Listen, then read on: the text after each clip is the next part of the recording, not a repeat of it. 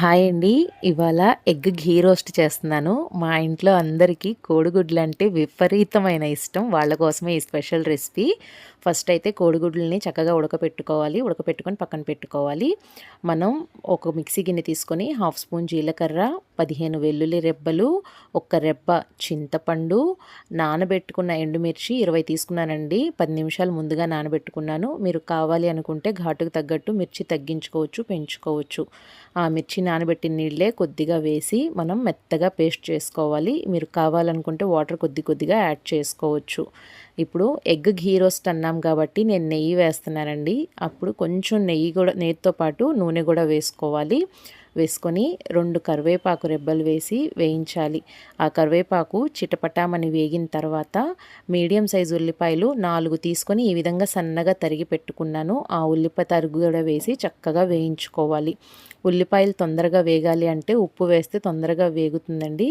నేను ఇక్కడ 1 పావు స్పూన్ పసుపు, రుచికి సరిపడా ఉప్పు వేసేసి చక్కగా వేయించుకుంటున్నాను. ఈ ఉల్లిపాయలు చక్కగా వేగేలోపు మనం ఆల్రెడీ ఉడికించి పెట్టుకున్న కోడిగుడ్లు ఉన్నాయి కదా, వాటిని ఒక 2 పీసెస్ లాగా కట్ చేసి పెట్టుకోవాలన్నమాట. ఈ విధంగా కట్ చేసి పెట్టుకోవాలి. మీరు కావాలంటే ఫుల్ ఎగ్ కూడా వేసుకోవచ్చండి. కానీ ఇలా వేస్తే స్పైసీనెస్ అనేది ఎగ్ అంతా మంచిగా స్ప్రెడ్ అవుతుందన్నమాట. ఈ విధంగా ఉల్లిపాయలు చక్కగా వేగిన తర్వాత మనం ముందుగా గ్రైండ్ చేసి పెట్టుకున్న మిర్చి పేస్ట్ ఉంది కదా, ఆ మిర్చి పేస్ట్ కూడా వేసి చక్కగా వేయించుకోవాలి. ఇది చాలా ఘాట్ ఎక్కువగా ఉంటుందండి. మీరు మిర్చి అనేది మీ టేస్ట్ అకార్డింగ్ తగ్గించుకోండి, చూసుకొని వేసుకోండి. టేస్ట్ అయితే ఆసమ్ అండి. ఒక్కసారి తిన్నారంటే మళ్ళీ రెండోసారి అడుగుతారు, అంత అద్భుతంగా ఉంటుంది. బయట వాతావరణం చల్లగా ఉంది.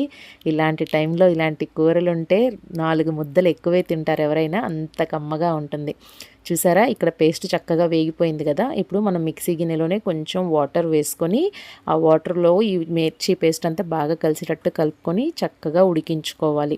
మనకి ఇక్కడ పేస్ట్ ఉడికింది అని అనటానికి అర్థం ఏంటి అంటే చుట్టూ ఆయిల్ తేలిద్దండి. అట్లా ఆయిల్ తేలింది అంటే గ్రేవీ చక్కగా రెడీ అయిపోయిందని అర్థం. ఇప్పుడు మనం ముందుగా కట్ చేసి పెట్టుకున్న కోడిగుడ్లు ఉన్నాయి కదా, అవన్నీ ఈ విధంగా పెట్టేసుకొని ఆ గ్రేవీ అంతా ఆ కోడిగుడ్డుకి పట్టేటట్టు చక్కగా కలుపుకోవాలన్నమాట. నిజం చెప్తున్నానండి, మా ఇంట్లో అందరూ ఎంత బాగా నచ్చిందంటే కూర, మా బాబు వారానికి 4 సార్లు చేయమని అడిగాడు. అంత బాగా నచ్చింది వాడికైతే.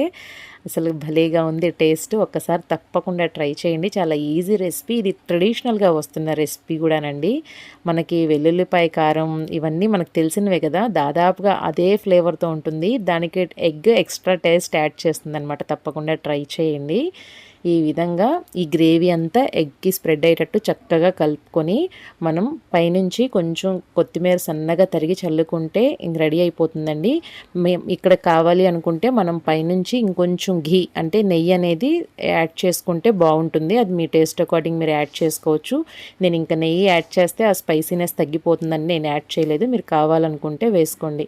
ఈ విధంగా అన్నీ కలిపేసి మనం వేడివేడిగా రైస్తో సర్వ్ చేసుకోవచ్చు, రోటీతో సర్వ్ చేసుకోవచ్చు, దోశతో కూడా సర్వ్ చేయొచ్చండి. తప్పకుండా ఒకసారి ట్రై చేయండి. ఈ రెసిపీ కనుక మీకు నచ్చితే లైక్ చేయండి, షేర్ చేయండి. Do subscribe.